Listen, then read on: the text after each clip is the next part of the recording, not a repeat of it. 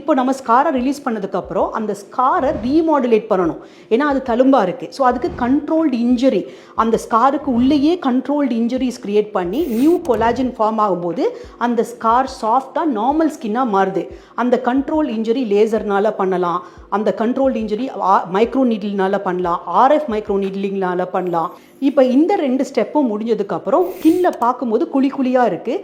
So அதுவும் fill பண்ணணும். Because some of that epidermal cells அது அழிஞ்சு போயிடுச்சு. ஸோ ஸ்கின்னை ரீசர்ஃபேஸ் பண்ணுறதுன்னு சொல்கிறோம். அதுக்கு again laser, carbon dioxide laser இருக்குது.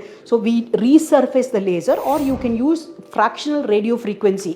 அதை வச்சும் நம்ம இன்னும் ரீசர்ஃபேஸ் பண்ணலாம். அந்த டிப்ரெஷன் ஃபில் பண்ணுறதுக்கு நானோ ஃபேட், உங்கள் உடம்புல இருந்தே கொழுப்பு எடுத்து ஸ்டெம் செல்ஸ் அதில் மிக்ஸ் பண்ணி எஸ்பிஎஃப்னு சொல்லுவோம், ஸ்ட்ரோமல் வாஸ்குலர் ஃப்ராக்ஷன், மிக்ஸ் பண்ணி அந்த நானோ ஃபேட்டை ஃபில் பண்ணும்போது அந்த டெப்த் இம்ப்ரூவ் ஆகுது. இதெல்லாம் முடிச்சுட்டு ஒரு லேசரில் ஸ்கின் ரீசர்ஃபேஸிங்கும் சேர்த்து பண்ணும்போது உங்களுக்கு ரிசல்ட் ரொம்ப நல்லாயிருக்கும். So subcision, collagen scar remodeling through RF micro needling and of course nano fat grafting, stem cell enrich nano fat grafting, இது 3 சேர்ந்து பண்ணும்போது you will get good results.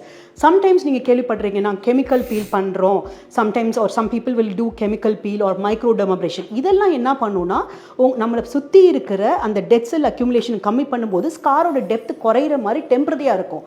But after அது இந்த டெட் செல் ரீஅக்யூமுலேட் ஆன பிறகு திரும்பியும் அந்த ஸ்கார் பழைய மாதிரி இருக்கும். ஸோ ஆக்சுவலாக ஆக்னி ஸ்கார் ட்ரீட்மெண்ட்னா 100% கரெக்ட் பண்ண முடியாது. பட் 50-60% டெஃபினட்டாக கரெக்ட் பண்ணலாம். And once you correct it is permanent. But because if you understand this pathophysiology, அந்த ரீமாடுலேட் ஆகிறது பர்மனெண்ட்டாக இருக்கும். பட் டெம்பரரியாக மைக்ரோடெர்மப்ரேஷனோ ஒரு பீல் பண்ணிங்கன்னா that result will only be temporary.